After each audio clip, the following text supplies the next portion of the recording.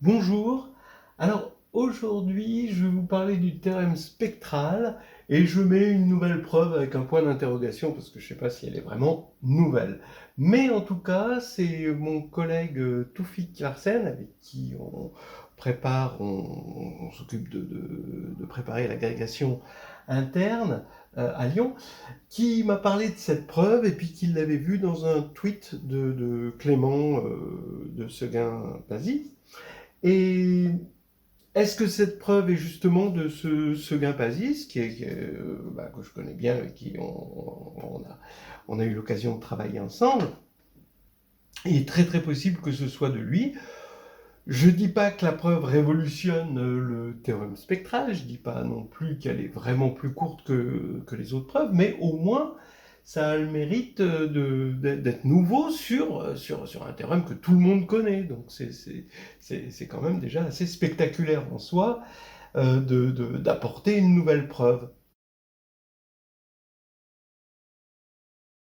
En gros, hein, l'histoire, vous connaissez, on a une matrice symétrique réelle, c'est très important qu'elle soit réelle, et on va le voir dans la preuve évidemment, et elle est diagonalisable en base orthonormée. Voilà. Donc ça c'est intéressant, ce qui veut dire qu'une matrice symétrique réelle va pouvoir s'écrire, si on l'appelle S, elle va pouvoir s'écrire P fois D fois P-1 avec D diagonale, réelle évidemment, et P transposé P égale identité. Voilà.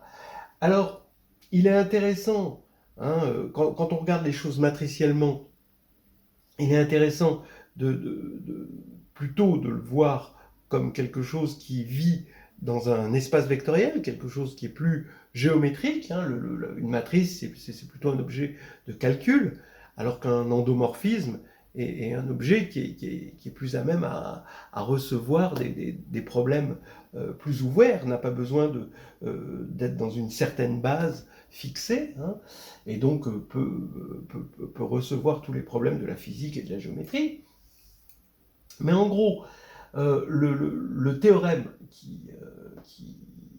qui donne ceci, sa version, on va dire, géométrique, quand je dis géométrie, c'est de la géométrie linéaire, évidemment, soit E un espace vectoriel euclidien, et phi auto-adjoint, d'accord, à partir du moment où il est euclidien, pour tout endomorphisme de E, on a un endomorphisme adjoint, phi étoile, et auto-adjoint, ça veut dire que phi étoile égale phi. Voilà.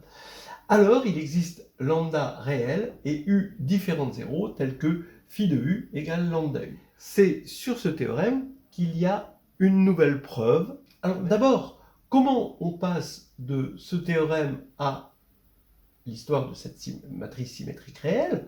Alors, c'est simple.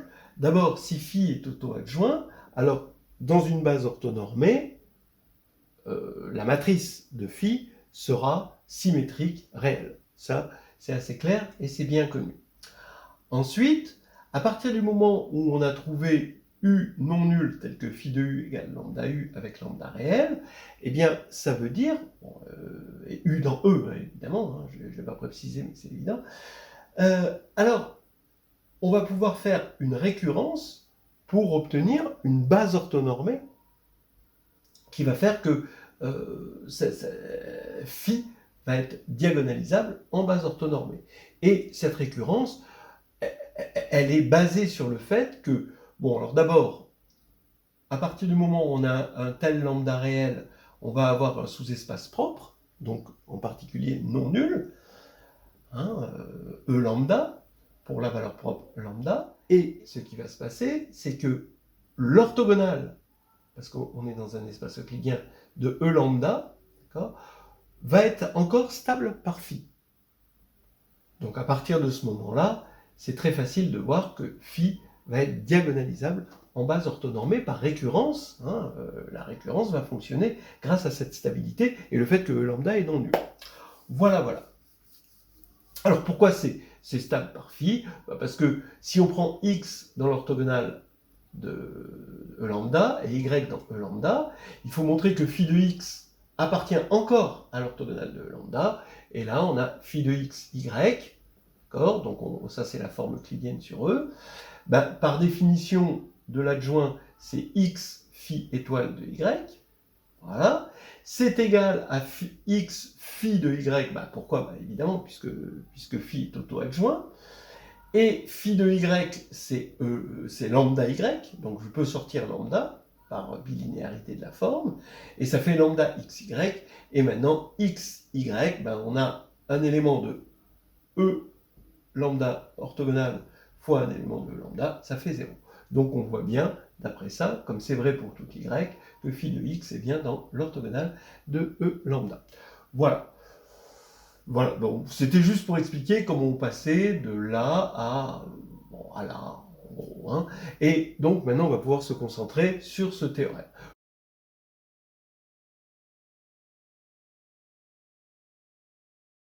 Pour démontrer ce théorème, il y avait, bon, je connaissais, la plupart des gens qui enseignent l'algèbre linéaire connaissent un certain nombre de preuves. Il y a une preuve qui, la preuve principale consiste à regarder le max de la fonction qui à x donne phi de x, x, hein, le produit scalaire phi de x, x, on regarde le max sur la sphère. Donc on a une fonction continue, on est en dimension finie, donc la sphère est compacte, sur R, hein, évidemment. Bon, on a un max, et le vecteur hein, de la sphère sur lequel le max est atteint, c'est assez facile de voir pour un certain nombre de raisons. Alors généralement deux raisons parallèles. Une raison qui est de calculer une certaine différentielle, et une autre raison qui est d'utiliser Cauchy-Schwarz. Voilà. Vous pouvez d'ailleurs trouver ceci dans mon carnet de voyage en algèbre. Bien. Alors maintenant, une autre méthode consiste aussi, pour montrer ce théorème, à dire, bon, bah, on va regarder, on va identifier E à Rn, d'accord, par une base, voilà, et Rn, on va le plonger dans Cn, voilà, et Cn, on va mettre une forme, alors peut-être on pourrait partir d'une base orthonormée ici de E, pour l'identifier à Rn, et on va plonger Rn dans Cn, et on va prolonger phi en quelque chose d'auto-adjoint, mais de Cn cette fois-ci. Et là, alors c'est quand même des constructions, et là, pourquoi ça nous sert d'être dans C? Ben, c'est parce que dans C, on est sûr d'avoir une valeur propre. Voilà, parce que C est algébriquement clos, et cette valeur propre, le fait que phi reste auto-adjoint, on montre qu'elle est réelle. Voilà, c'était à peu près toutes les preuves classiques que je connaissais. Si vous en connaissez d'autres, dites-le moi. Et en tout cas, voici le lemme. Alors, qui va permettre de prouver, avec une nouvelle méthode, ce théorème.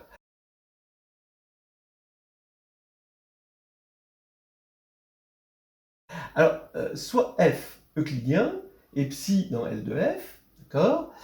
On suppose que psi est auto-adjoint. On va prendre q, le polynôme x moins alpha carré plus bêta, de R de x, donc alpha est dans R, et bêta, on veut qu'il soit strictement positif.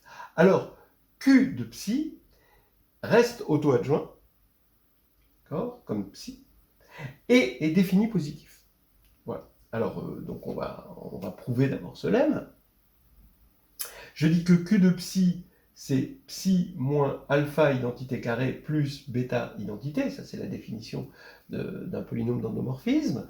Et comme psi est auto-adjoint, bah ça va s'écrire psi moins alpha identité, rond, psi moins alpha identité, étoile, plus bêta identité. Bah, c'est parce que quand l'étoile est linéaire, et donc psi étoile c'est égal à psi, et id étoile aussi est égal à id.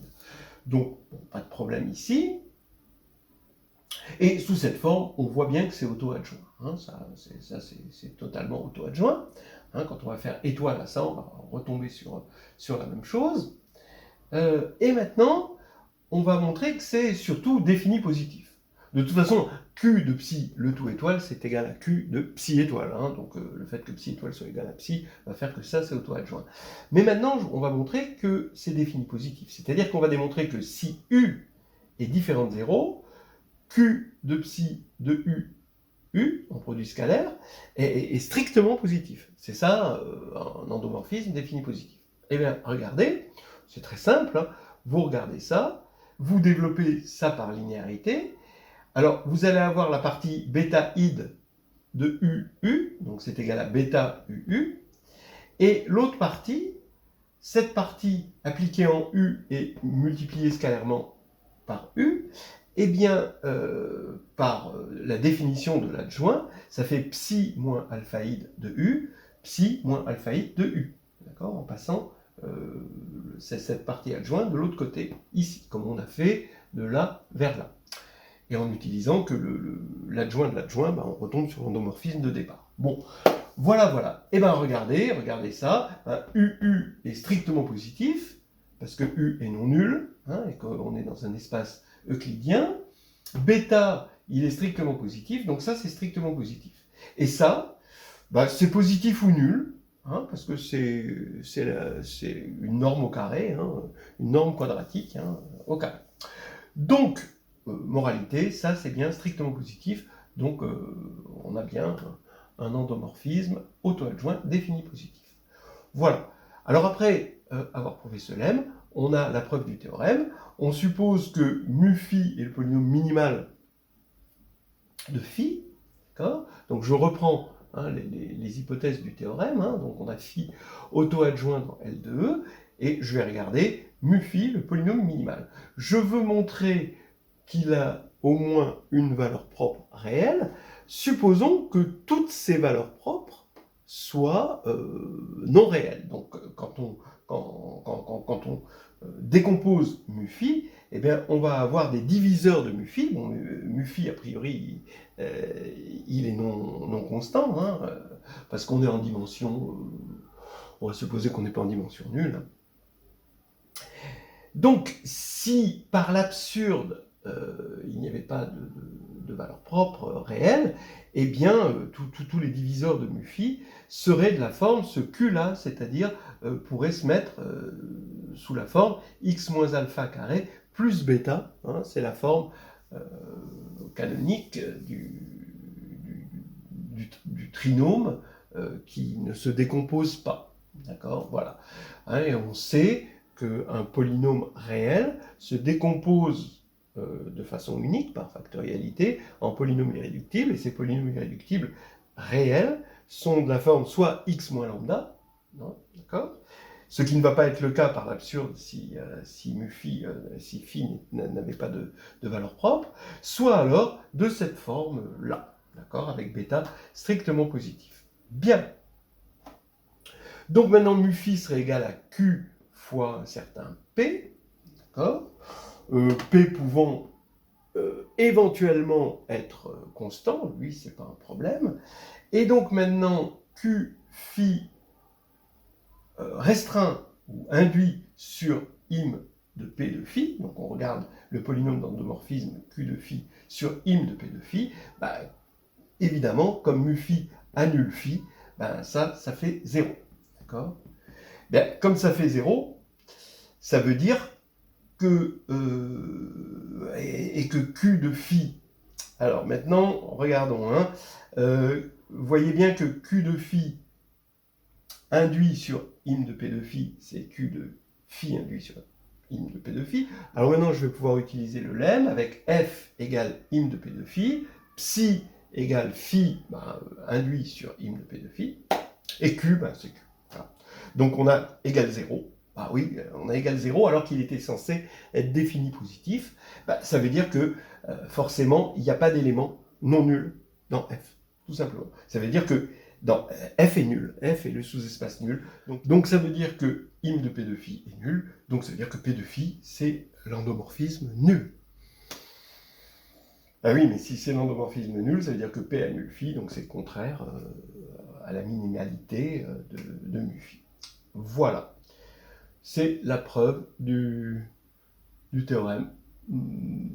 Est-elle nouvelle? Je ne sais pas. En tout cas, c'est intéressant. En tout cas, ce qui est sûr, c'est que je ne la connaissais pas. Et on peut dire merci à Clément de The Game Basis de nous l'avoir communiqué. Et bravo!